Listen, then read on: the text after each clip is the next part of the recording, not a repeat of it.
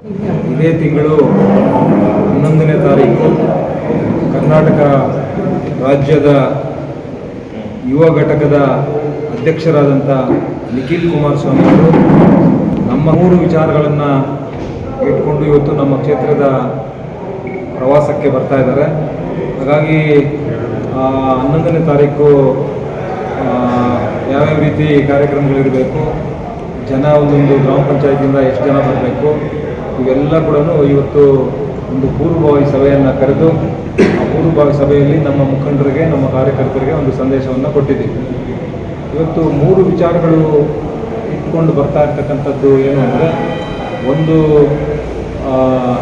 ಮುಂದಿನ ಗ್ರಾಮ ಪಂಚಾಯತಿ ಚುನಾವಣೆಗಳಿರ್ಬೋದು, ಮತ್ತು ತಾಲೂಕು ಪಂಚಾಯತಿ, ಜಿಲ್ಲಾ ಪಂಚಾಯತಿ ಚುನಾವಣೆ ಇರ್ಬೋದು, ಮುಂದೆ ಬರ್ತಕ್ಕಂಥ ನಗರಸಭೆ ಚುನಾವಣೆ ಇರ್ಬೋದು.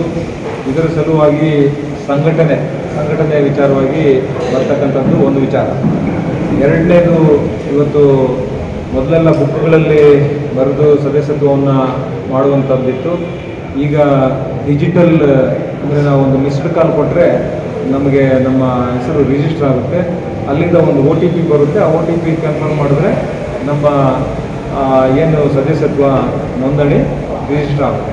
ಹಾಗಾಗಿ ಅದು ಒಂದು ಕಾರ್ಯಕ್ರಮ. ಯಾಕೆಂದರೆ ಸಭೆಯಲ್ಲಿ ಆ ಬ್ಯಾನರಲ್ಲಿ ಮೊಬೈಲ್ ನಂಬರ್ ಇರುತ್ತೆ, ಅಲ್ಲೇ ಕುಂತ್ಕೊಂಡು ಅದನ್ನು ಮಾಡ್ಬೋದು.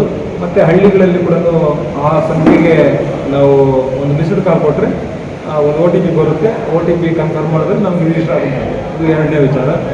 ಮತ್ತು ಮೂರನೇ ವಿಚಾರ, ಇವತ್ತು BJP ಮತ್ತು JDS ಅಲಯನ್ಸ್ ಆಗಿರೋದ್ರಿಂದ ಇಡೀ ಕರ್ನಾಟಕ ರಾಜ್ಯದಲ್ಲಿ ಇವತ್ತು JDS ಪಕ್ಷದ ಅಸ್ತಿತ್ವ ಎಲ್ಲೆಲ್ಲಿದೆ, ಆದರೆ ನಾವು ಕೇಂದ್ರದಲ್ಲಿ ನಾವು ಯಾವ್ಯಾವ ಕ್ಷೇತ್ರಗಳನ್ನು ತಗೊಬೇಕು, ಎಷ್ಟು ಕ್ಷೇತ್ರಗಳನ್ನು ತಗೊಬೇಕು ಅನ್ನುವಂಥ ವಿಚಾರ ಕೂಡ ಇವತ್ತು ಇವೆಲ್ಲ ಕೂಡ ಮಾಡಿದಾಗ ನಮಗೂ ಕೂಡ ಒಂದು ಅರ್ಥ ಆಗುತ್ತೆ.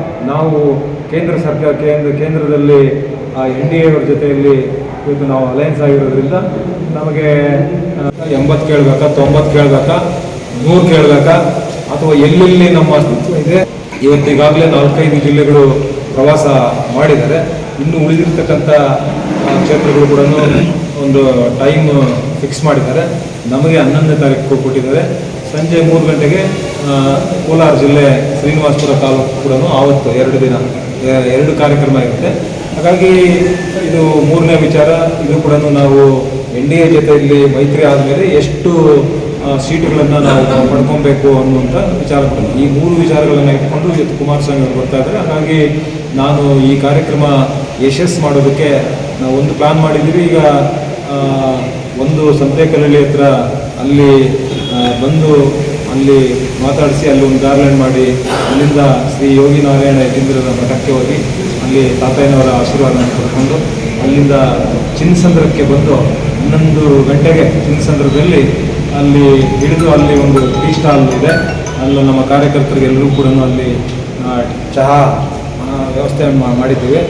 ಅಲ್ಲಿ ನಿಖಿಲ್ ಕುಮಾರಸ್ವಾಮಿ ಅವರು ಕೂಡ ಬಂದು ಅಲ್ಲಿ ಹಿಡಿದು ಒಂದು ಚಹಾವನ್ನು ಕುಡಿದು ಅಲ್ಲಿಂದ ನಮ್ಮ JK ಭವನವರೆಗೂ ಕೂಡ ನಮ್ಮ ಕಾರ್ಯಕರ್ತರು ಮುಖಂಡರ ಜೊತೆಯಲ್ಲಿ ಪಾದಯಾತ್ರೆ ಮೂಲಕ ಇಲ್ಲಿಗೆ ತಲುಪುವಂಥ ಚಿನ್ನಸಂದ್ರದಿಂದ JK ಭವನಕ್ಕೆ ತಲುಪಿ ಇಲ್ಲಿ ಕಾರ್ಯಕ್ರಮ ಪ್ರಾರಂಭ ಆಗುವಂಥದ್ದು. ಹಾಗಾಗಿ ನಮ್ಮ ಎಲ್ಲ ಪಕ್ಷದ ಎಲ್ಲ ಹಿರಿಯ ಮುಖಂಡರುಗಳಿಗೆ ಒಂದೊಂದು ಗ್ರಾಮದಿಂದ ಕನಿಷ್ಠ 25 ಮಂದಿ, ಅಂದರೆ ಒಂದು ಗ್ರಾಮ ಪಂಚಾಯಿತಿಯಿಂದ 250ರಿಂದ 300 ಜನ ಕಡ್ಡಾಯವಾಗಿ ನೀವು ಬರಲೇಬೇಕು ಅನ್ನುವಂಥ ಸೂಚನೆಯನ್ನು ಕೊಟ್ಟಿದ್ದೀನಿ.